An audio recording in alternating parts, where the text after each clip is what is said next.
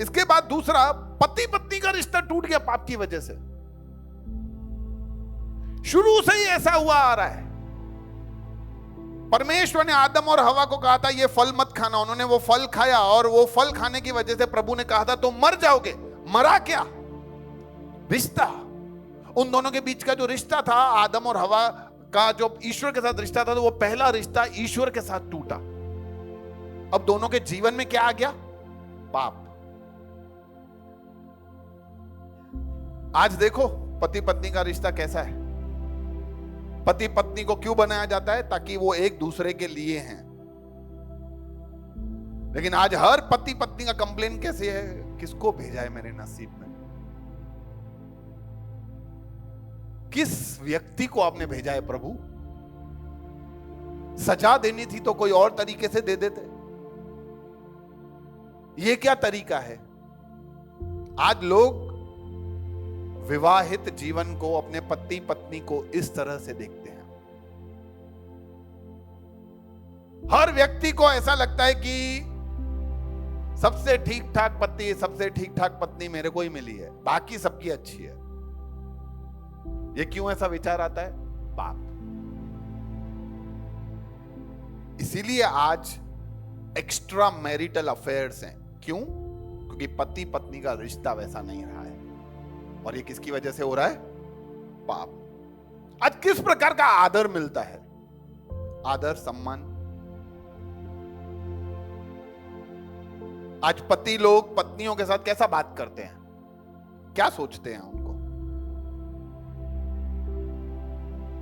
किस प्रकार का रवैया उनके साथ रखते हैं? आज आपको टीवी खरीदना हो, कार खरीदना हो, घर खरीदना हो, किससे सलाह लोगे? यहां ये हमारे अंदर आता है कि जो घर की पत्नी है उनके साथ हम थोड़ा वार्तालाप करके एक सलाह मशवरा करें। कि हम ऐसा सोचते हैं कि उनके थोड़ी खबर बंदी, उनको क्या पता चलेगा, वो खाना बनाने वाले लोग हैं।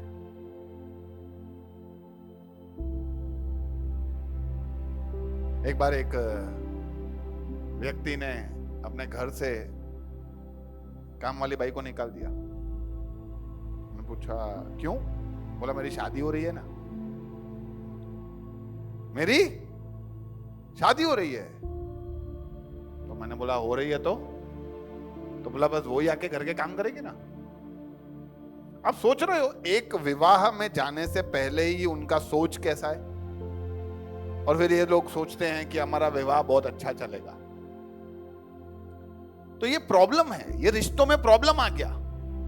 आज नहीं, उसी दिन जिस दिन उन्होंने पाप किया, जैसे ही उन्होंने पाप किया और परमेश्वर उनसे मिलने के लिए आया और वो नंगे थे दोनों, उनको पता चल गया आदम और हवा को कि हम नंगे हैं, और वो पेड़ के पीछे छिप गए।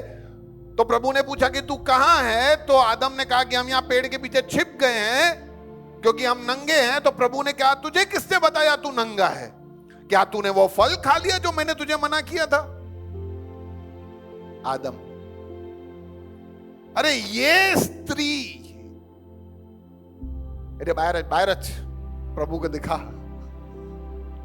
ये स्त्री जो तूने मुझे दी ना, इसने मेरे को खिलाया। यानी एक्चुअली आदम बोलना क्या चाह रहा था? मेरा फॉल्ट नहीं है, फॉल्ट किसका है? ये स्त्री का जो आपने दिया है।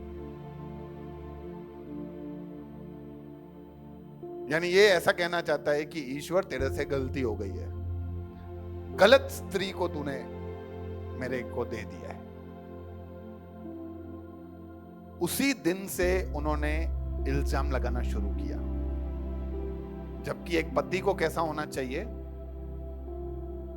कि आपकी पत्नी गलत भी हो तो भी आप आगे खड़े रहोगे, मैं जिम्मेदार हूं। ये एक पति का कर्तव्य है, क्योंकि पत्नी, बच्चे आपकी जिम्मेदारी है। यानी हम पतियों का जिम्मेदारी है। आज अगर हमारे बच्चे कहीं दुकान में जाके कुछ तोड़ दें तो उसका पैसे का भुगतान कौन करेगा? हाँ, पिता। क्यों? क्योंकि हमारे बच्चे हैं, तो पत्नी किसकी है? हमारी है ना। तो उनका भी भुगतान कौन करेगा? हम ही करेंगे, हम ही आगे खड़े रहेंगे। मुझे लगता है आदम को वहां खड़े होकर नहीं होना चाहिए कि प्रभु मेरी गलती थी, मैं ध्यान नहीं रख पाया, मैं समझा नहीं पाया, तो आज बात कुछ और होता। और वहीं से ये होना अनिवार्य था, क्योंकि ये पाप का निशानी है। पाप की वजह से पति पत्नी के रिश्तों में दरार पड़ गई। अच्छा, यही हायरार्की भी है। हाँ, पहला रिश्ता हमारा प्रभु के साथ होता है, दूसरा पति और पत्नी के साथ, क्योंकि पहले पति पत्नी आए ना, अब ये क्या बन जाएंगे? इनके बच्चे बनेंगे, तो ये क्या बन गए? माँ बाप।